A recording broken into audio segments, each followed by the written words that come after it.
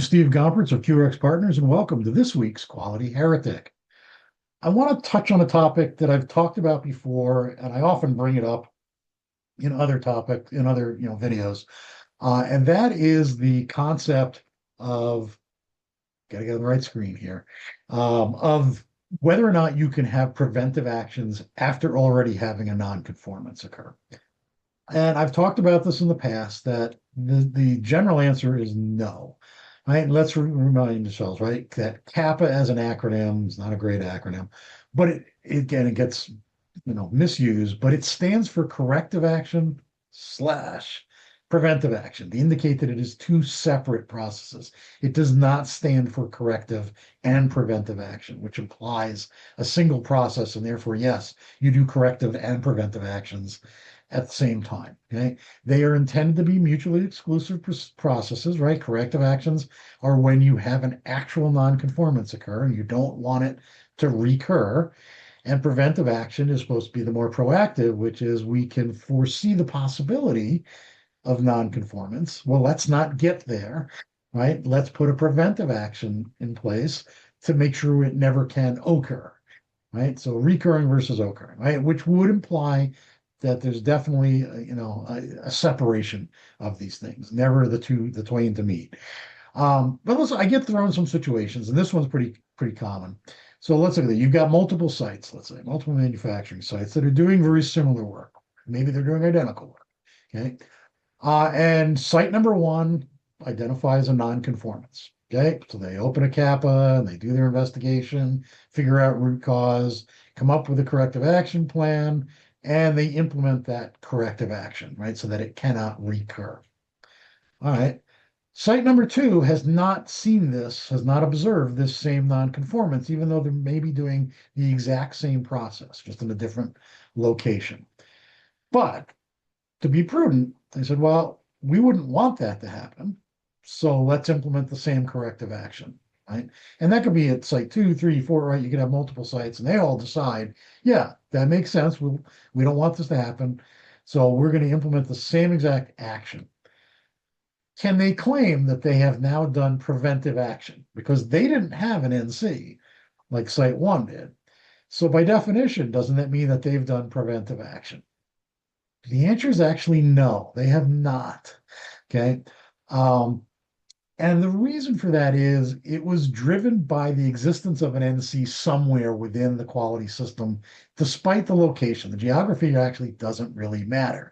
It was an actual NC, and everything that got done was done to prevent that from recurring, including the possibility that it could recur at a different site. Okay, so you don't want to, and you could claim, Steve, we're splitting hairs. It's a matter of semantics, right? Why does this matter?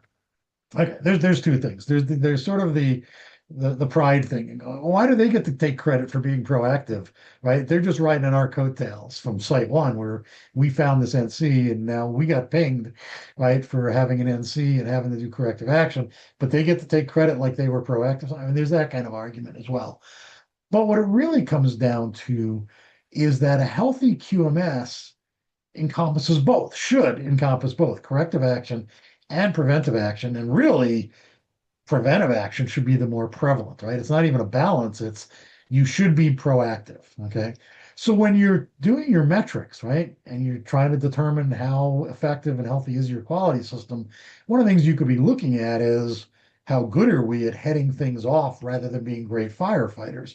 And if you were allow your other sites to claim that they did preventive action based on, a different site having to have done a corrective action, again, they're sort of cheating, right? And it makes them look like they've got a healthier quality system at their location than site 1 does. But what if like site 1 just has more resources, more experienced resources? So they have a better ability to see these NCs, and the other sites just simply haven't either noticed them or aren't looking, right, for whatever reason. That's why they're not seeing it. It's almost more like luck for them.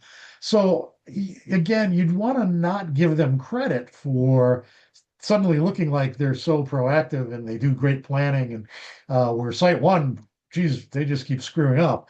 That's not really telling the correct story.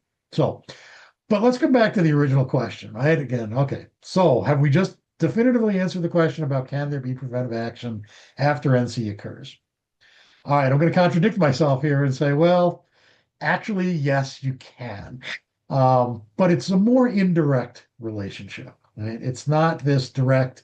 I've talked about where I go in and I see people and their CAPA forms require both corrective actions, and preventive actions, and you can't submit that until you've addressed all three. And we said that's not possible, right, because of that disconnect between corrective and preventive action. However, when you do a corrective action, we've had an actual NC occur, you've done all your investigation, your root cause analysis, that should trigger some broader thinking about your quality system, right? You've been looking at a particular process area within the quality system or things that are connected, right, through the process approach. But it should also make you start to think, well, wait a minute, what about other parts of the quality system? Let's say the issue was that within wherever the NC occurred, that was a process where what we determined was people didn't understand their role in doing like review and approval of something. And that's very common. We just tell people, yeah, you're on the list, you get this in the workflow and you have to sign off and do a review and approval. We don't really tell them what does that consist of? What are they looking for? Right? Do they all do the exact same review? Or is there a reason why you have different functions in there? Right? That kind of thing. So now you fix that in one area of your QMS, but you could then go, well, wait a minute. That's not the only place we ask people to do reviews and approvals.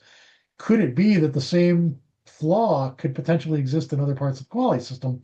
We just haven't seen it happen, either because of luck or because of different competency levels or experience, things like that, right? That it hasn't happened anywhere else, but doesn't mean it can't.